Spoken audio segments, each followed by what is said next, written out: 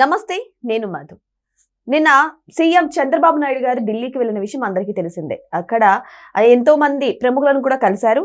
అయితే నిన్న సాయంత్రం నారా లోకేష్ గారు కూడా ఢిల్లీకి వెళ్ళినట్టు తెలుస్తోంది.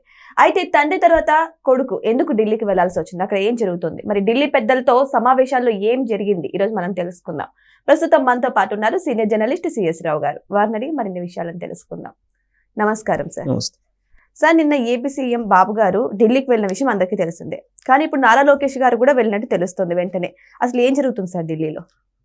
ముఖ్యమంత్రి చంద్రబాబు నాయుడు గారు ఢిల్లీ వెళ్ళి వచ్చిన కొన్ని గంటల్లోనే లోకేష్ గారు మళ్ళీ ఢిల్లీ ఫ్లైట్ ఎక్కారు. ఆయన ఫ్లైట్ దిగారు, ఈయన ఫ్లైట్ ఎక్కారు. అంటే ఎంతో ఇంపార్టెంట్, ఒక కీలకమైన లేదంటే ముఖ్యమైనటువంటి ఏదో డెసిషను ఉంటేనే ఇలా జరుగుతుంది. అదర్వైజ్ జరగడానికి అవకాశం లేదు. ఎందుకంటే చంద్రబాబు నాయుడు గారు అక్కడ వెళ్ళి కేంద్ర మంత్రిని కలిశారు, అమిత్ షా గారిని కలిశారు, ఫస్ట్ జలశక్తి మంత్రిని కలిశారు, ఆ తర్వాత హోంశాఖ మంత్రిని కలిశారు, తర్వాత ఫైనాన్స్ మినిస్టర్ని కలిశారు.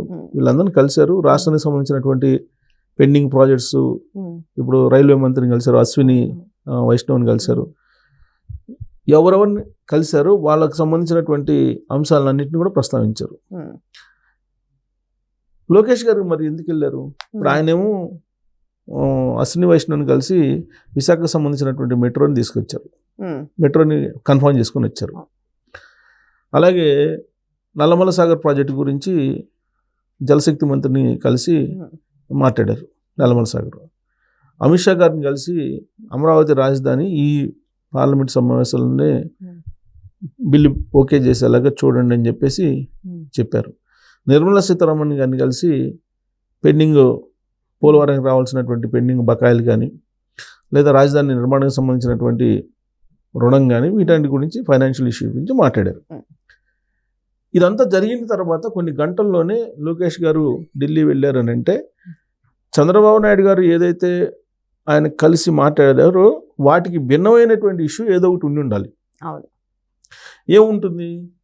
ఇప్పుడు మంత్రి లోకేష్ గారు వెళ్ళారు ఢిల్లీ అని అంటే ఆయన బేసిక్గా ఎలక్ట్రానిక్స్, విద్య, ఐటీ శాఖ మంత్రి. వీటిలో ఏదో ఒకటి ఉండాలి, అంతే కదా. మానవ వనరులు, విద్య, ఎలక్ట్రానిక్స్ అండ్ ఐటీ శాఖ మంత్రి కాబట్టి ఈ ఐటీ శాఖకు సంబంధించిన ఇష్యూ అయి ఉండాలి. అదర్వైజ్ ఆయనే వెళ్ళాల్సిన అవసరం లేదు కదా, ఇమీడియట్గా వెళ్ళాల్సిన అవసరం లేదు కదా. కాబట్టి అదే అయి ఉంటుంది.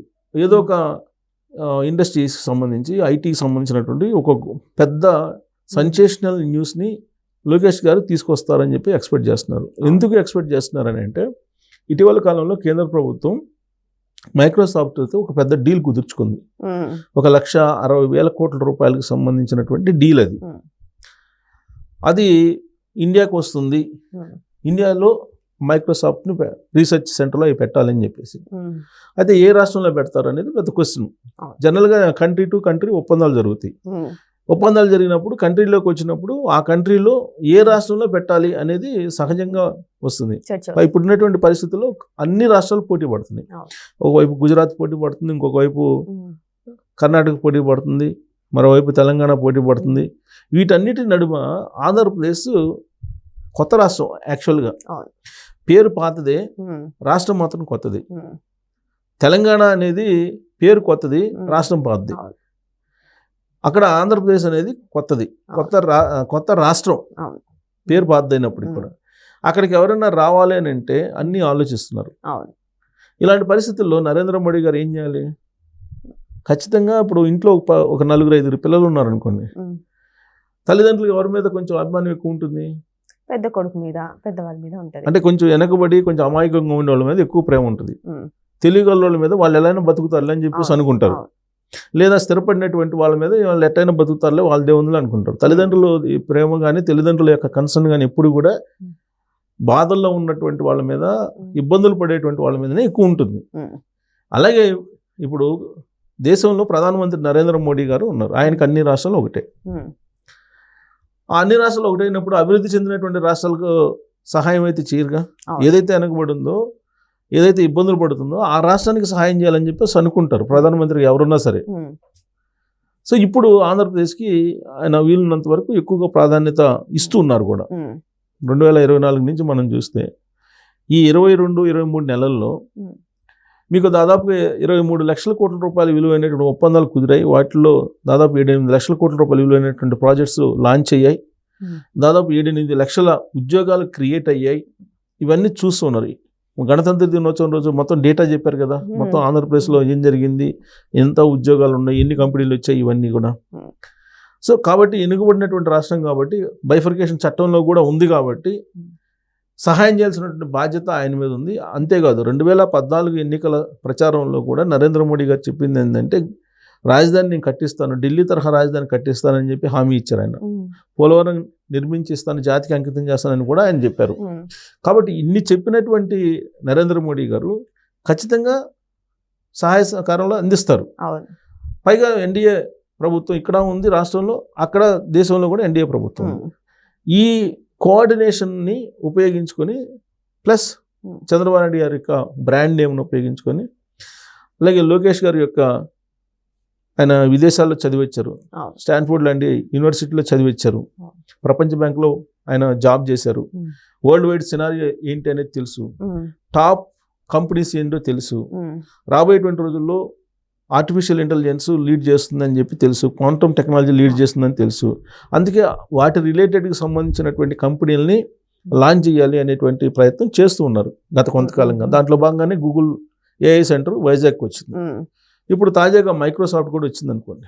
ఇప్పటికే ఆల్రెడీ TCS, L&T, IBM ఈ 3 సంయుక్తంగా ఆల్రెడీ అక్కడ క్వాంటమ్ కంప్యూటర్స్ని లాంచ్ చేశారు, శంకుస్థాపన కూడా చేశారు. అది ఆల్రెడీ వచ్చే సంవత్సరానికల్లా అఫీషియల్గా వస్తుంది. దాని డిజైన్ మొత్తం కూడా ఓకే అయింది. సో ఈ మల్టీనేషనల్ కంపెనీస్ రావడం కారణంగా ఒక బ్రాండ్ క్రియేట్ అయింది. గూగుల్ అసలు ఆల్రెడీ ఏ డేటా సెంటర్ అనౌన్స్ చేయగానే ఎకో సిస్టమ్ మొత్తం మారిపోయింది వైజాగ్ దగ్గర అనేది మారిపోవడానికి అవకాశాలు ఉన్నాయని చెప్పి అక్కడికి అన్ని కంపెనీలు వస్తూ ఉన్నాయి. ఇప్పుడు మైక్రోసాఫ్ట్ కూడా వచ్చింది అనుకోండి. గతంలో మైక్రోసాఫ్ట్ వచ్చిన తర్వాత హైదరాబాద్ ఐటీకి సంబంధించినటువంటి టర్నింగ్ అదే మైక్రోసాఫ్ట్ రావడమే. ఇప్పుడు మైక్రోసాఫ్ట్ వచ్చి పెట్టుబడులు పెట్టింది 1,60,000 కోట్లు అంటే మామూలు విషయం కాదు కదా. అంత పెద్ద మొత్తంలో మైక్రోసాఫ్ట్ వచ్చి ఆంధ్రప్రదేశ్లో కనుక పెట్టుబడులు పెడితే అది ఖచ్చితంగా ఒక టర్నింగ్ పాయింట్ అవుతుంది. ఒకప్పుడు హైదరాబాద్కి ఏ విధంగా అయితే మైక్రోసాఫ్ట్ టర్నింగ్ పాయింట్ అయిందో ఇప్పుడు మైక్రోసాఫ్ట్ అక్కడికి ఆంధ్రప్రదేశ్కి వస్తే ఖచ్చితంగా టర్నింగ్ పాయింట్ అవుతుంది. అలాగే బిల్ గేట్స్ వస్తున్నారు. 18వ తారీఖున బిల్ గేట్స్ వస్తున్నారు, మైక్రోసాఫ్ట్ అధినేత. ఆయన వస్తున్నారు. ఆయన వస్తున్నటువంటి క్రమంలో ఇది అనౌన్స్మెంట్ జరగడానికి బహుశా అవకాశాలు ఉన్నాయి. మైక్రోసాఫ్ట్ ఆంధ్రప్రదేశ్లో పెట్టబోతున్నారు అనే దానికి అనౌన్స్మెంట్ ఉండే అవకాశం ఉంది. దానికి సంబంధించి కేంద్ర ప్రభుత్వం నుంచి కొన్ని అనుమతులు కానీ, కొన్ని రాయితీల విషయంలో కానీ, కొన్ని టర్మ్స్ అండ్ కండిషన్స్లో కొన్ని ఇబ్బందికరమైనవి ఉన్నాయి. వాటిని సరిచేసుకొని ఇప్పుడు గూగుల్కి ఏ విధంగా అయితే సెంట్రల్ గవర్నమెంట్ నిబంధనలు మార్చిన కారణంగానే లాంచ్ చేసిందో అదే తరహాలో మైక్రోసాఫ్ట్కి కూడా ఈ నిబంధనలను సడలింపజేసి మైక్రోసాఫ్ట్ని ఆంధ్రప్రదేశ్లో లాంచ్ చేసేలాగా లైజనింగ్ చేయడానికి, అభ్యర్థించడానికి లోకేష్ గారు ఢిల్లీ వెళ్ళి ఉంటారు ఖచ్చితంగా. అంతకు మించి చంద్రబాబు నాయుడు గారు వెళ్ళి రాగానే వెంటనే ఈయన వెళ్ళేటువంటి పరిస్థితి ఉండదు. ఉంది అని అంటే ఖచ్చితంగా ఒక పెద్ద ఊహించినటువంటి ఒక పెద్ద ప్రాజెక్టు ఆంధ్రప్రదేశ్కి రావడానికి అవకాశం ఉంది. ఆ ప్రాజెక్టు మైక్రోసాఫ్ట్ అయ్యి ఉండొచ్చు. ఒకవేళ మైక్రోసాఫ్ట్ వస్తే ఆంధ్రప్రదేశ్లో ఎక్కడ పెడతారు సార్? అంటే ఏ ప్రాంతంలో దాన్ని పెట్టే అవకాశాలు ఉన్నాయంటారు? జనరల్గా ఇప్పుడు గూగుల్ వచ్చింది కాబట్టి గూగుల్ దగ్గరే మైక్రోసాఫ్ట్ ఉంటుంది, వైజాగే ఉంటుంది, వైజాగ్ ఉండే అవకాశం ఉంది. ఎందుకంటే ఇప్పుడు ఆల్రెడీ ఇప్పుడు డ్రోన్ హబ్గా ఓరవకల్ని చేస్తానంటున్నారు. అమరావతినేమో క్వాంటమ్ వ్యాలీగా చేస్తానంటున్నారు. అక్కడ తిరుపతినేమో ఎలక్ట్రానిక్ హబ్గా చేస్తానంటున్నారు. అక్కడేమో ఐటీ హబ్గా వైజాగ్ని చేస్తామంటున్నారు. సో కాబట్టి క్లియర్గా ఉంది ఆంధ్రప్రదేశ్ అభివృద్ధిని, సమగ్ర అభివృద్ధి కోసం క్లియర్గా ఉంది.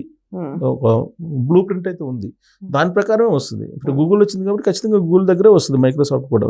పైగా అక్కడ ల్యాండ్ అవన్నీ రెడీగా ఉన్నాయి. సో బహుశా ఇప్పుడు బిల్ గేట్స్ ద్వారానే అనౌన్స్ చేపిస్తారేమో 18వ తారీఖు. ఈలోపు కావాల్సినటువంటి క్లియరెన్స్లు అవన్నీ తీసుకొచ్చే అవకాశాలు బహుశా ఆ కార్యక్రమంలోనే లోకేష్ గారు అడావుడిగా వెళ్ళి ఉంటారు ఢిల్లీ. సో లోకేష్ గారు ఢిల్లీకి వెళ్ళడానికి ముఖ్య కారణం మైక్రోసాఫ్ట్ ఆంధ్రప్రదేశ్కి రాబోతుందేమో అని కొన్ని సూచనలు అయితే వినిపిస్తున్నాయి. మరి ఇది ఎంత మాత్రం నిజము అని తెలియాలంటే ఖచ్చితంగా లోకేష్ గారు అఫీషియల్గా అనౌన్స్ చేయాల్సి ఉంటుంది. మరి వెయిట్ చేసి చూద్దాం, మరి మైక్రోసాఫ్ట్ ఆంధ్రప్రదేశ్కి వస్తుందా, అసలు ఢిల్లీకి వెళ్ళడానికి కారణం ఏంటి, అఫీషియల్గా అనౌన్స్ చేస్తారా లేదా అని. Thank you so much. Thank you sir.